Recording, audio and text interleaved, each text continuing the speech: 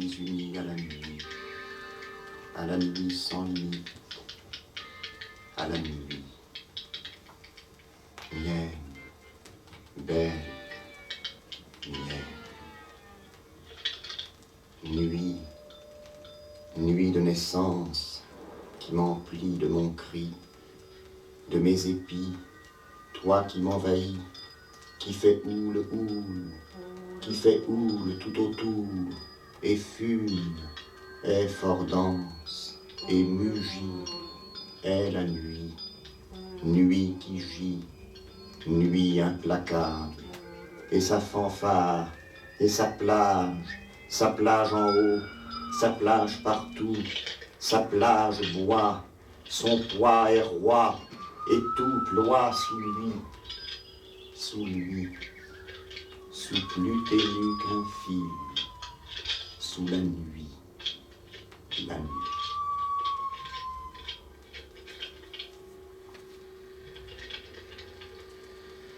Emportez-moi dans une caravelle, dans une vieille et douce caravelle, dans l'étrave, ou si l'on veut dans l'écume, et perdez-moi au loin, dans l'attelage d'un autre âge, dans le velours trompeur de la mer, dans la laine de quelques chiens réunis, dans la troupe exténuée des feuilles mortes. Emportez-moi sans me briser dans les baisers, dans les poitrines qui se soulèvent et respirent, sur les tapis des paumes et leurs sourires, dans les corridors des os longs et des articulations. Emportez-moi, ou plutôt enfouissez-moi.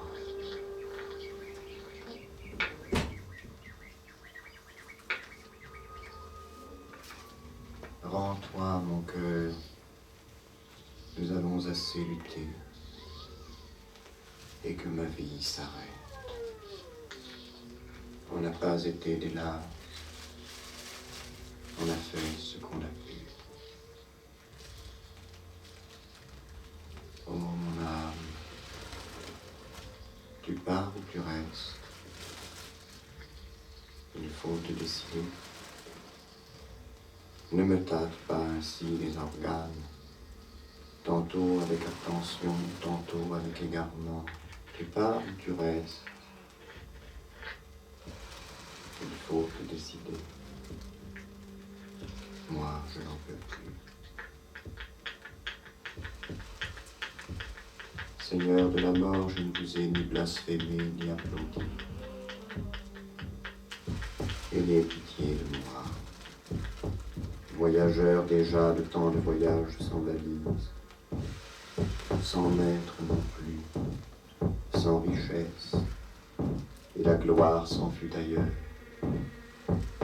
Vous êtes puissant, assurément, et drôle par-dessus tout. Ayez pitié de cet homme affolé qui, avant de franchir la barrière, vous crie déjà son nom. Prenez-le au vol, qu'il se fasse, s'il se peut, à vos tempéraments et à vos mœurs. Et s'il vous plaît de l'aider, aidez-le, je vous prie.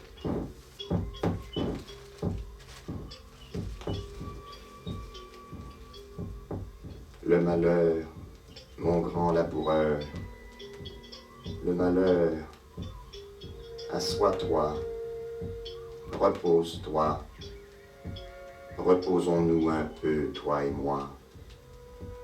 Repose. Tu me trouves, tu m'éprouves, tu me le prouves. Je suis ta ruine. Mon grand théâtre, mon havre, mon âtre, ma cave d'or, mon avenir, ma vraie mère, mon horizon, dans ta lumière, dans ton ampleur, dans ton horreur, je m'abandonne.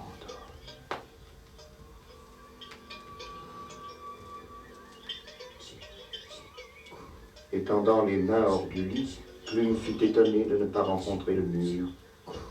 Tiens, pensa-t-il, les fourmis l'auront mangé. Et il se rendormit. Peu après, sa femme l'attrapa et le secoua. Regarde, dit-elle, fainéant, pendant que tu étais occupé à dormir, on nous a volé notre maison. En effet, un ciel intact s'étendait de tous côtés. Bah, la chose est faite, pensa-t-il. Peu après, un bruit se fit entendre. C'était un train qui arrivait sur eux à toute allure. De l'air pressé qu'il a, pensa-t-il, il arrivera sûrement avant nous. Et il se rendormit. Ensuite, le froid le réveilla. Il était tout trempé de sang. Quelques morceaux de sa femme gisaient près de lui. Avec le sang, pensa-t-il, surgissent toujours quantité de désagréments. Si ce train pouvait n'être pas passé, j'en serais fort heureux. Mais puisqu'il est déjà passé... Et il se rendormit. Voyons, disait le juge, comment expliquez-vous que votre femme se soit blessée au point qu'on l'ait trouvée partagée en 8 morceaux sans que vous, qui étiez à côté, ayez pu faire un geste pour l'en empêcher, sans même vous en être aperçu? Voilà le mystère. Toute l'affaire est là-dedans. Sur ce chemin, je ne peux pas l'aider, pensa Plume. Et il se rendormit. L'exécution aura lieu demain. Accusé, avez-vous quelque chose à ajouter? Excusez-moi, dit-il, je n'ai pas suivi l'affaire. Et il se rendormit.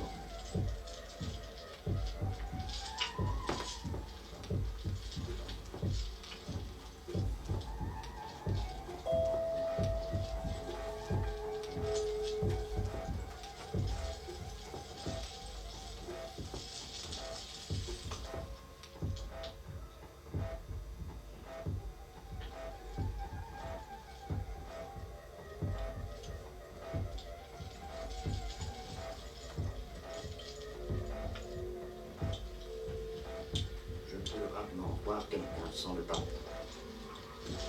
D'autres préfèrent le monologue intérieur, moi non. J'aime mieux battre. Il y a des gens qui s'assoient en face de moi au restaurant et ne disent rien. Ils restent un certain temps, car ils ont décidé de manger. En voici un. Je te l'agrippe, toc. Je te le ragrippe, toc. Je le prends au porte-manteau. Je le décroche. Je le reprends. Je le redécroche, je le mets sur la table, je le tasse et l'étouffe, je le salis, je l'inonde, il revit, je le rince, je l'étire, je commence à l'énerver, il faut en finir, je le masse, je le serre, je le résume et l'introduis dans mon verre, et jette ostensiblement le contenu par terre, et dis au garçon, mettez-moi donc un verre plus grand. Mais je me sens mal. Je règle promptement l'addition et je m'en vais.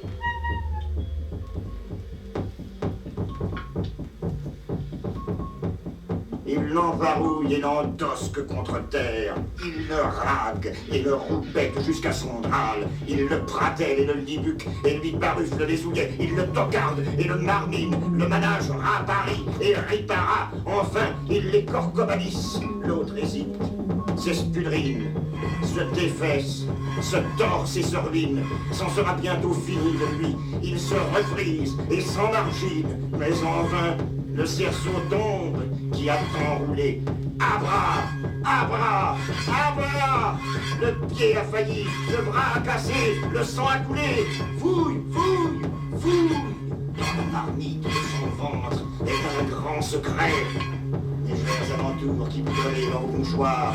On s'étonne, on s'étonne, on s'étonne. Et vous regarde, on cherche aussi, nous autres, le grand secret.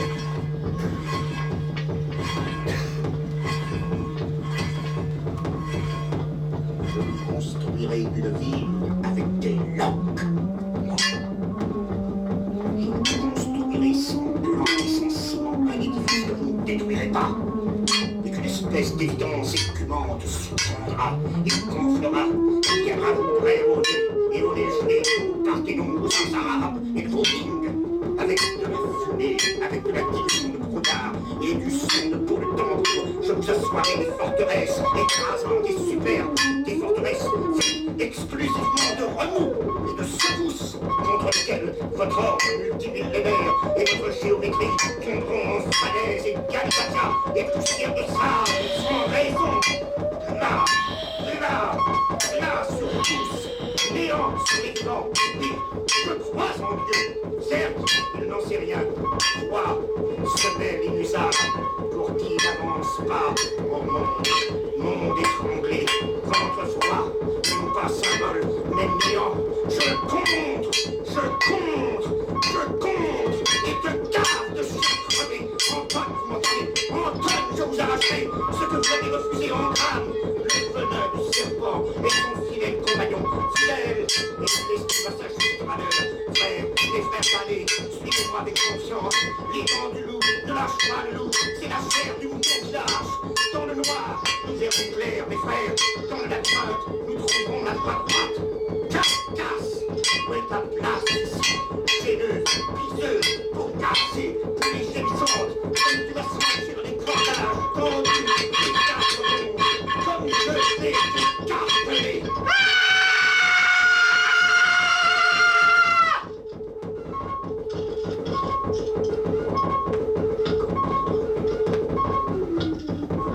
Sur le calendrier, j'habite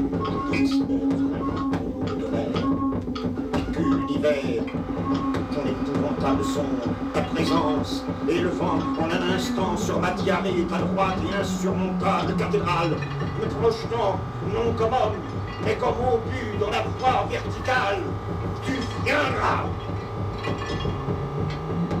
Tu viendras, s'il existe, appâté par mon gâchis, mon odieuse autonomie, sortant de l'éther, de n'importe où, de dessous mon moi bouleversé peut-être, jetant mon allumette dans ta démesure, et adieu, Michaud. Ou bien, quoi? Jamais?